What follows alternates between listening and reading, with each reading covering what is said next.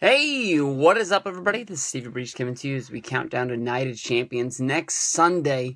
Thought I'd give a little look into the matches that are going to be going down that have already been planned. Honestly, when I look at WWE.com, there's not as many matches as I thought there was going to be, but still, when you look at Night of Champions, it's really just about, the night of Seth Rollins. Seth Rollins going up against Sting, Seth Rollins going against John Cena, but they have to fill out 3 hours. So basically, there's a lot of matches that are going to be going down. At SummerSlam, we saw Luke Harper and Bray Wyatt fall to Roman Reigns and Dean Ambrose, the former Shield. On the next Monday Night Raw, the next night, they brought out Braun Strowman, who came out and shocked the world by basically just manhandling Roman Reigns and just bear hugging and choking this man out. Making the odds uneven, 3-on-2. Since then, we've basically seen the Shield to try to play up, to try and find a way of being able to break down the Wyatts, but they haven't been able to do it. WWE stepped up to the plate and basically said at Night of Champions, we're going to be getting a six-man tag, which is going to be the Wyatts teaming up against Dean Ambrose, Roman Reigns, and a mystery partner of their choosing. At this point, they're going to be lucky if they even find anybody to fill this spot. We've seen Roman Reigns and Dean Ambrose recruit Randy Orton, who said, yeah, come on, I'll tag with you. Randy Orton goes out on Monday Night Raw last week. He has a match against Sheamus. At the end of the match, where he does get the win, the Wyatts surround the man and just beat him into a bloody pulp. They just leave him laying right there in the middle of the ring. And it doesn't look like Randy Orton will be able to compete at Night of Champions. They show up to SmackDown. They get one of the Usos and say, hey, we're brothers. We go way back. Dean Ambrose is even saying that he's Uso crazy. They put him into the match. The Wyatts haul him off. They attack him. They leave him laying. Basically, it's a lot like the Nexus in 2010. Anyone that comes close to this team that the Wyatts feel is a member that could join this team.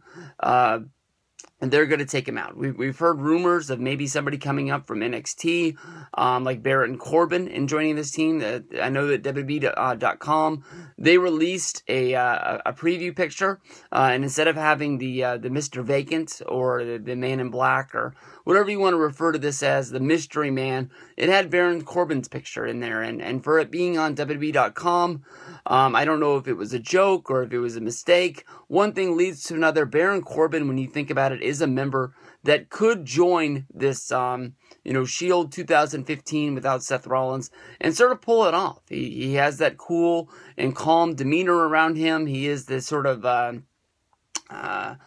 don't know. He's a good-looking dude. I mean, there's no other way to put around it. And he fits that he would just sort of jump in with this group. I don't know if, when they came in, they were sort of like a SWAT team security, or if they're supposed to be the biker guys, or I'm not sure, what they're supposed to be. But, he fits in with what they got going. And going up against the Wyatts would be a great place to debut this guy. I know that there was a lot of people saying that WWE is debuting Braun Strowman way too fast. And I think that the same people would say the same thing about Baron Corbin, how he's coming in from the NFL.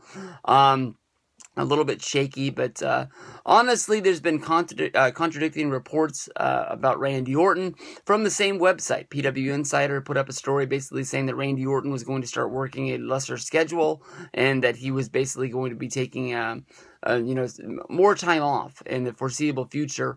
And with him being beat down on Monday Night Raw, people were saying that Randy wasn't going to be part of Night of Champions, but the way it looked like he'd be making a return. But we've seen weaker beatdowns where guys are out for periods of time, and in Randy Orton's instance, he'd be taking a flight, heading out to Bora Bora. But I think people have looked into this and saw that Randy Orton is booked for shows in the foreseeable future. He is being advertised to be on Raw from Memphis this Monday, as well as events that are going to be in Tupelo, Mississippi, and Huntsville, Alabama in the foreseeable future. So that would sort of say that he's not going to be taken off television. But if you can remember to Randy's return last year, that was pushed back and pushed back and pushed back.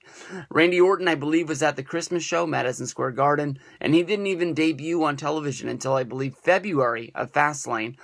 He was making house show loops, but he just wasn't, being put on television because they were looking for the right time to bring him back to where a matchup between Rollins and Orton would be fresh at WrestleMania 31. So Virgil has even thrown his name into the hat, basically photoshopping himself into the picture, saying that he is going to be the sixth man added into the six-man tag. So we'll see what's going down with this one, but it's going to be fun. Honestly, in my mind, unless the person that joins the Shield turns on the Shield and joins the Wyatts, that's the only way I see them losing this match. So, basically, even with the mystery man not knowing who it's going to be, I got Roman and Dean still walking out with the win at Night of Champions.